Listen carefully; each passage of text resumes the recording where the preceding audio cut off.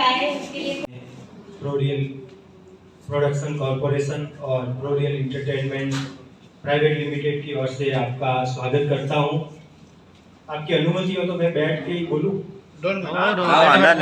क्योंकि भाई मीडिया तो हमारे भाई बाप है दादा, तो कहीं भाई मीडिया को बुरा नहीं लगना चाहिए। बैठ के बोला, खड़े होते ही कॉन्फिडेंस डाउन हो जाए। हम कैमरे के पीछे वाले हीरो हैं, ये लोग आगे वाले हैं। तो एक्चुअल में आप लोग पधारे, बहुत खुशी हुई, आपने हमारा आमंत्रण स्वीकार किया है। इतनी गर्मी में भी आप लोगों का खूब खूब आभार। ये जो प्रोरियल प्रोडक्शन कॉरपोरेशन जो है, यूएसए की कंपनी है, कैलिफोर्निया हमारा जो रजिस्टर्ड ऑफिस है, और इंडिया के 5 स्टेट में ये अपना ओटीटी लॉन्च कर, कलकत्ता, चेन्नई और गुजरात। सबसे बड़ी बात है, हम रीजनल लैंग्वेज को ज्यादा प्रायोरिटी दे रहे हैं, क्योंकि रीजनल लैंग्वेज हिंदी में तो सब, अब इतने चैनल आ चुके हैं हिंदी के, लेकिन रीजनल की ओर कोई ध्यान नहीं देता है। और गुजरात में हम ज्यादा प्राथमिकता इसलिए दे रहे हैं कि आप में से काफी लोगों के फैमिली में जो कनाडा रहते होंगे, ऑस्ट्रेलिया रहते होंगे, मतलब जहां रेलगाड़ी नहीं पहुंचे वहां गुजराती पहुंच जाते हैं, तो वो विदेशों में बहुत रह रहे हैं एनआरआई लोग। उनके पास गुजरात का 2 से 5% मटेरियल पहुंचता है, उससे ज्यादा नहीं पहुंचता है। और जो लोग आज से 40 साल पहले वहां शिफ्ट हुए विदेशों में, आज भी वो 90 के युग में जी रहे हैं। उनके बच्चे जो जिनका जन्म वहां हुआ, वो सोच रहे हैं गुजरात ऐसा है वैसा है। उनको नहीं पता है गुजरात भी बहुत डेवलप हो चुका है आपके देश की तरह। तो गुजरात की संस्कृति, गुजरात का कल्चर, यहाँ की धरोहर, क्या क्या चीजें हैं, जो हमारी टैगलाइन है प्रोरियल की टूवर्ड रियलिटी। हम वास्तविकता की ओर ऐसी चीजें दिखाना चाहते हैं। विदेशों में बैठे हमारे जो भाई है, वो हमारे गुजरात को अच्छे से देख पाए, यहाँ के कल्चर को देख पाए, यहाँ की संस्कृति को देख पाए, ये हमारा उद्देश्य है। और हम उसके लिए बहुत ज्यादा चार्ज भी नहीं लेंगे। मेरे हिसाब से यहाँ बिल्कुल फ्री ऑफ कॉस्ट, जैसे यूट्यूब चलता है इस तरह से ये प्रोरियल प्लेटफॉर्म चलेगा। जुलाई फर्स्ट वीक में ऑन एयर होने जा रहा है, और मैं आशा करता हूँ मीडिया वालों का तो साथ हमेशा बना रहेगा। ये जो फिल्म है the silent enemy in me,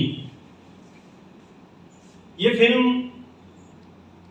diabetes की अवेयरनेस को लेके है कि हमारे अंदर जो हमारा दुश्मन और कोई नहीं है, हमारे अंदर ही हमारा दुश्मन है, हम खुद ही हमारे दुश्मन है, जो हम हमारी जिंदगी को नर्क बना देते हैं, ध्यान नहीं देते हमारा।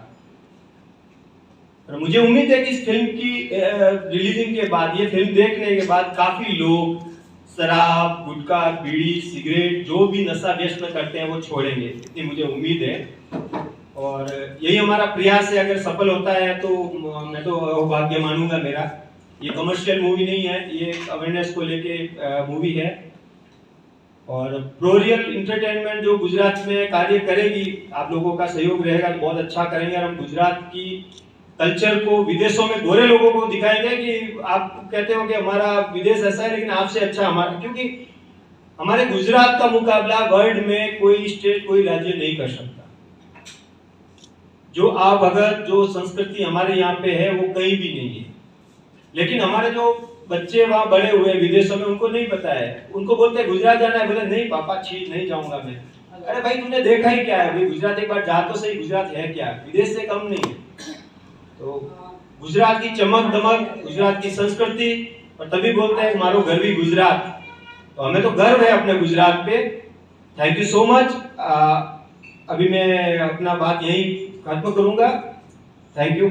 सोचते हैं कि ये आर्टिस्ट हमारा फिट है, हम देखते नहीं है वो बिहार वाला है या ये है मनोज वाजपेयी है या जो भी हॉलीवुड का, मुझे लगता है कि इसमें ये फिट है, इसको लेते आए।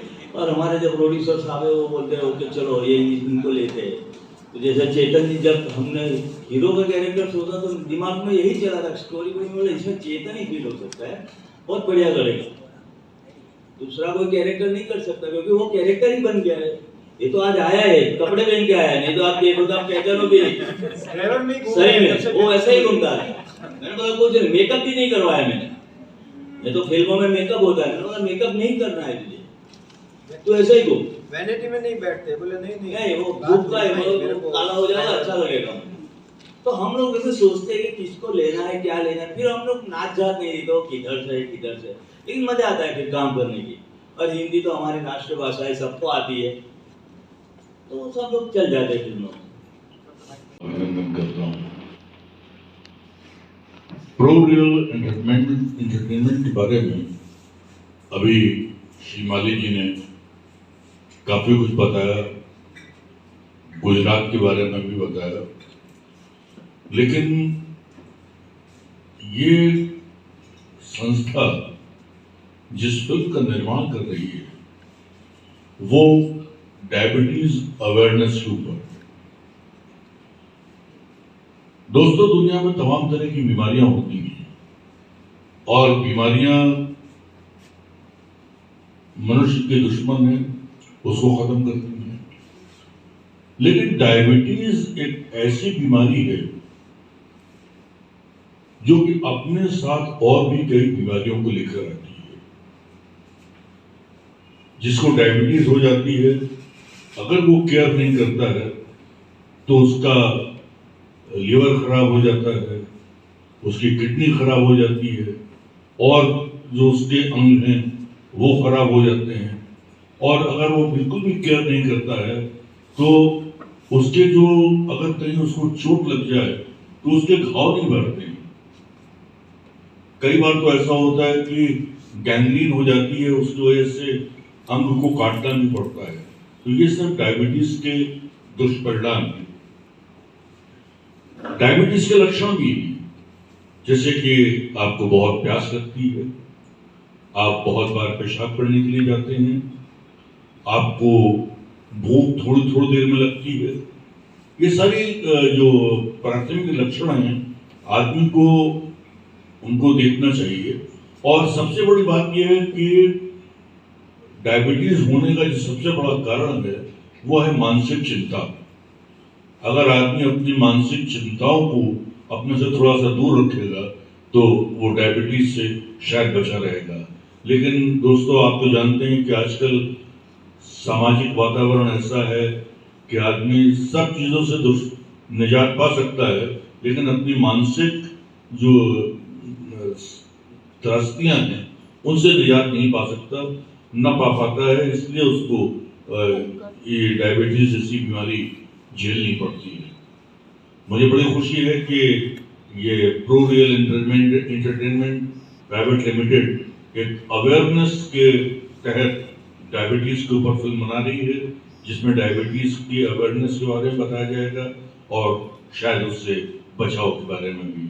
मैं समझता हूँ कि ये फिल्म सभी लोगों के लिए बहुत ही उपयोगी सिद्ध होगी और मैं इस फिल्म को बनाने के लिए श्री रामगोपाल माली जी का धन्यवाद करता हूं और उम्मीद करता हूं कि वो ऐसी भविष्य में ऐसी प्रेरणादायक और अवेयरनेस वाली फिल्में बनाते रहेंगे। धन्यवाद। आगे भी आएगी तो गुजराती इंडस्ट्री बॉलीवुड इंडस्ट्री को आगे वाले समय में टक्कर देने जा रही हो।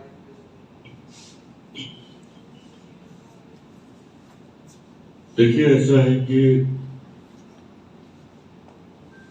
उर्दू में कहते हैं कि हिम्मते मर्दा मदद खुदा। गुजराती किसी से भी कमजोर नहीं है। आज आप देखें तो अनधिकृत रूप से हिंदुस्तान में गुजराती का ही राज चल रहा है, चाहे वो राजनीतिक रूप से हो चाहे वो आर्थिक रूप से हो। आज आप हिंदुस्तान की कल्पना गौतम अडानी और अंबानी के बगैर नहीं कर सकते। तो ये अब देखने की बात है कि गौतम अडानी या अंबानी शुरुआत में तो ऐसे नहीं थे, धीरे धीरे अपनी मेहनत से अपनी लगन से उन्होंने एक मकाम हासिल किया। इसी तरह से गुजराती फिल्में भी अगर मेहनत करेंगी, अच्छे कंटेंट्स लाएंगी तो कोई आश्चर्य की बात नहीं है कि जैसे वो आर्थिक और सामाजिक रूप से हिंदुस्तान में हुकूमत कर रही हैं, वैसे ही फिल्म इंडस्ट्री में भी हुकूमत करेंगी। सर ने बताया ऐसे डायबिटीज़ को लेकर एक फिल्म है, लेकिन सबसे बड़ी बात क्या है कि ये हमारे यहाँ लोग ये मानते हैं कि डायबिटीज़ जो है बड़े लोगों की बीमारी है। इस फिल्म की कहानी यही है कि ये बड़े लोगों की बीमारी नहीं है, ये सभी की बीमारी है। हमारे यहाँ लोअर मिडिल क्लास के जो लोग होते हैं वो कहते हैं मैं मेहनत करता हूँ, मुझे कुछ नहीं होगा, मेरा तो पसीना निकलता है, मुझे ऐसा। तो यही सोच रखने वाला ये बंदा, रतन नाम है इसका, ट्रक ड्राइवर है, ट्रक चलाता है, यहाँ घूमता है वहाँ घूमता है, बुरी आदत है उसके पास, और बुरी आदतों की वजह से उसको डायबिटीज है लेकिन वो गिनता नहीं है। तो ये कहानी कुछ ऐसी है जिसे कहीं ना कहीं कॉमन मैन अपने आप को कनेक्ट करेगा, उससे जुड़ा रहेगा। मैं ऐसा नहीं कहूँगा कि ये केवल लोगों को जागरूक करने के लिए फिल्म बनाई गई है, मैं कहूँगा ये कमर्शियल फिल्म भी है, ये कमर्शियल सिनेमा भी है, क्योंकि कहानी जो है वो परिवार की कहानी है। तो हमें अपने आसपास यही दिखता है कि हमारे घर में कोई बीमार होता है तो कनेक्ट कैसे करते हैं, वही है। तो इसमें मेरे लिए चैलेंजिंग बातें रही है कुछ। चैलेंजिंग सबसे बड़ी बात यह है कि ट्रक चलाना है। तो एक सीन हम कर रहे थे, पहला सीन था, मैं ट्रक लेके आ रहा था, तो जैसे मैंने ट्रक शुरू किया आगे कोई खड़ा नहीं था, सब भाग गए। किसी को मेरे ऊपर कॉन्फिडेंस नहीं था, सब भागे। दूसरी एक बात ये है कि रतन का एक्सीडेंट होता है, उसके बाद उसका पाँव कट जाता है।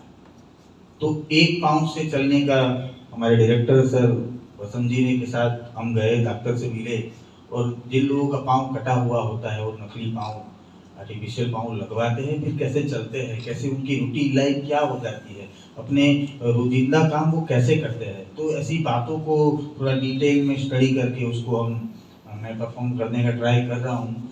आशा रखता हूँ कि आप सबको पसंद आएगा। Thank you very much. અનુભવ કેવો રહ્યો? કારણ કે બે સિનિયર ઓફિસર્સ ગુજરાતી ઇન્ડસ્ટ્રીમાં પણ ચેતન સર એન્ડ બોલિવૂડમાં પણ અનુભવ કેવો રહ્યો બંને જોડે? અનુભવ બહુ જ સરસ રહ્યો. ઘણી જગ્યાએ એવું થાય કે મને કોઈ ડાયલોગમાં કન્ફ્યુઝન હોય તો ચેતન સર મને બહુ જ હેલ્પ કરે છે. વસંત સર સાથે બી મજા આવી, મિથિલેશ સર જોડે બી આજે મને કામ કરીને મજા આવી. એક અવેરનેસ વાળું મૂવી છે, કેવો અનુભવ રહ્યો, શું કહશો? અનુભવ બહુ સરસ રહ્યો. અમારું પહેલું મૂવી નથી, આના પહેલા પણ મેં મૂવીઝ કરેલા છે. હું એક થિયેટર આર્ટિસ્ટ પણ છું. ચેતન સરની સાથે અને મિથિલેશ સર સાથે, વસંત દાદા સાથે કામ કરીને મને બહુ જ મજા આવી. મને હતું કે મારે કંઈક આવું આર્ટિસ્ટિક કરવું છે, અને કેરેક્ટર એટલું સરસ છે તારાનું. ઘણીવાર એવું થાય કે જે લોકો બીમાર હોય એ એટલી કેર ના કરતા હોય પોતાના માટે, પણ એમના કેર ના કરવાથી એમની ફેમિલી પર શું અસર પડતી હોય ને, એ વસ્તુ હું એમની રતનની વાઇફનું કેરેક્ટર એટલે કે તારા એ હું પ્લે કરી રહી છું, અને એ જ પોર્ટ્રે કરવા માંગુ છું આમાં ફિલ્મમાં, કે જે પેશન્ટ હોય છે એટલું ધ્યાન નથી આપતો પોતાના ઉપર, કદાચ કે એના બેક ઓફ ધ માઇન્ડથી જતું રહે છે કે એના પાછળ એની ફેમિલી કેટલું હેરાન થતી હોય છે. તો બસ એ મેં ટ્રાય કર્યું છે, અને બહુ જ સરસ કેરેક્ટર છે, મને બહુ મજા આવી ફિલ્મમાં.